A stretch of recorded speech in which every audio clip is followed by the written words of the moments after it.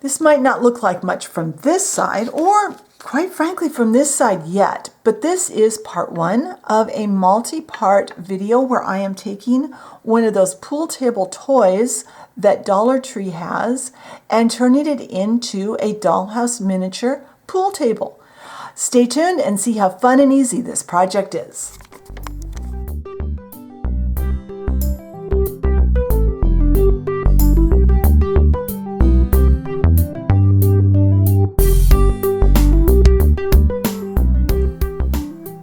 All right, I thought I'd start out by showing you what we are going to use for this project, and then off camera I'll do some setting up to get ready to assemble. So I had a request.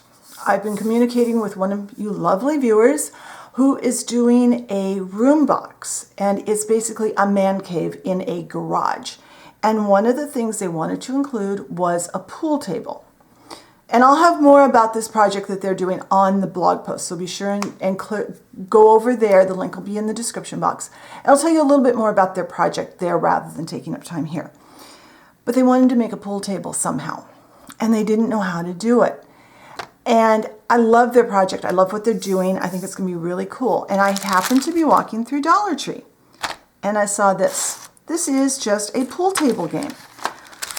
But I picked it up and I went home and measured, and it is pretty darn close to being in scale for a 1/12 scale pool table. It just doesn't have any legs, and it's got kind of a funky top, and the pool cues are too long, so we're going to do something else. And I think the balls are also way too big, so we'll have to figure out something there.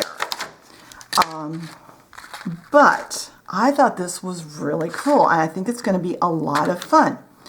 So we're going to put these pieces in here. I'll have pictures over on the blog post of all of this stuff. I really don't want to have to pick these up individually. All right. Now, as you can see, I'm just opening this now, so I don't know what I'm going to find when I open this, other than I'm probably going to drop all these little balls on my floor and have to pick them all up. All right, so we've got a cardboard insert, which we're going to probably cover and then paint. This, I think, will be perfectly usable. We won't have deep holes, but they'll be black, so they won't show. Then I wanted legs. And the Dollar Tree that I'm shopping at currently is right down the street from me. It's like a 3-minute walk. They just opened, though, and they're still in the process of setting up the store and getting more and more stuff in. Every time I come in, they've got more. The day I got this, they didn't have anything in the crafting area that I thought would work until I looked at these brushes. Look at the handles. Those can be cut to the right size, which is one of the things I'm going to do off camera. I'm going to cut these brush handles down to the height to make this, and oh yes, they fit perfectly in that area. Oh, this is working even better than I thought it would. So off camera, I am going to get these. I'm going to figure out what height I want the table, so I know what length to cut. 4 of these. I think I'll just use 4 of these brushes, and 1 for each corner. And when I have that done, I'll also clean this up, wash this off with some hot soapy water, and then wipe it down with either distilled vinegar or rubbing alcohol, depending on which I happen to grab first. And when that's all done, I'll come back and we will start our painting to make this look a little nicer than it is now. So I'll see you then. All right, so I double checked online, and it looks like a pool table is usually about 30 inches tall. So I cut 4 of the sponge brush handles down to 2.5 inches, and that way it will make it the right height. And now I'm going to paint everything black that I'm going to use. I'm going to do the 4 legs and this. Now you might be saying, but this is already black. But it is shiny black, and I'm hoping I don't think I'll have to sand it. It has been wiped down with white vinegar, and that will take any skin oils off. I'm going to put a coat of black paint on to dull it down, and so it'll have a similar surface to the legs, because the next step then is going to be adding another color, brushing another color over this to kind of bring out some of the details and make it look a little different. I'm just having fun with this, and you can paint yours any way you want if you decide to do this, but I thought it would be fun.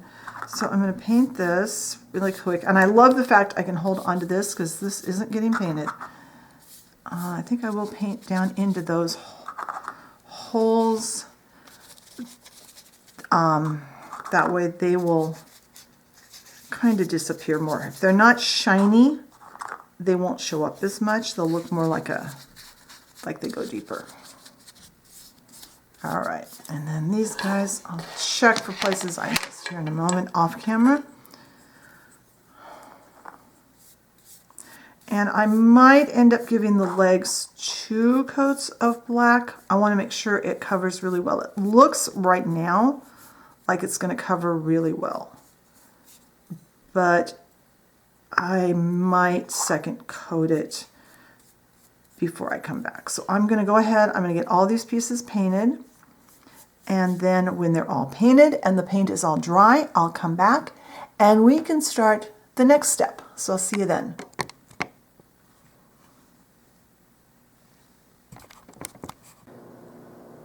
All right, all the pieces are painted with the black, and now I'm going to add some dark brown. I just want to kind of put this on and then wipe it off and make it look maybe a little bit like a dark wood. I might add some lighter colors later. It depends on how this turns out. So I've got 4 of these sponge brushes that were, cut off, and I might as well use them. So I will show you on one leg and then on one side of that, and then I'll go ahead and do the rest of this off camera. But I'm just going to go, and it's not going to be really, really obvious that it's been painted. I want it to look kind of like maybe a faux walnut, I guess is what I'm looking for. And it's going to be easier for you guys because you'll be able to get it up where you can actually see what you're doing rather than having it down in front of the camera. And then I'm going to wipe. Keeping going with the up and down. A little more.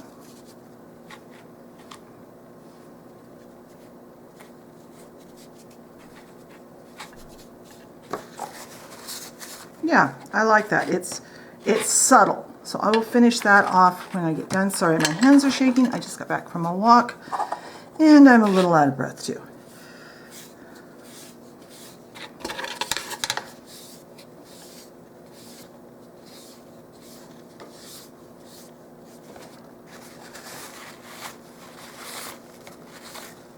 Yeah, I like how that's looking. I'm going to go ahead and paint the rest of this the same way. And then when this is dry, I'll come back and we will start assembling our table. All right, my base of my paint is dry now, and I'm going to probably add more dark brown once this is all assembled. But I wanted to get this far before I put this together because I wanted to be able to be sure I had everything covered. So now we are going to glue the legs on, and they're going to need to cure for a while. So I will probably, this gluing the legs on and showing you that done will probably be the final step in today's video, just so you know. So I bought this Fix-All adhesive at the dollar store. I thought we would try this since everything else except the paint has been from the dollar store so far. And I looked at the directions, and what it says, I've never used this before, is you apply some to both surfaces. And I'm just going to put a dollop in each corner. Oh gosh, that smells. Okay, this, be warned, I'm going to have to open a window because this smells really bad. Now, I'm going to also add some to the ends that I cut. I want my cut ends to be the ends that are glued because they're the ones that are not as smooth looking. And now, once this is all on, it needs to sit for 10 minutes and then come back. Then I'll come back and I will turn the camera on and we'll put these legs in place. So I will be back in 10 minutes and I'm going to go open a window. See you then. All right, this very smelly glue has been sitting for 10 minutes. So now I'm going to put the legs in. And I will be getting something out to make sure they are straight, but I'm just going to show you. I'm just putting them in those spots that they fit. And then this needs to sit and cure for about 24 hours before we do too much with it, which is why we aren't going to have any more on this video today. I need to catch that. So I am going to figure out a way to keep these in place.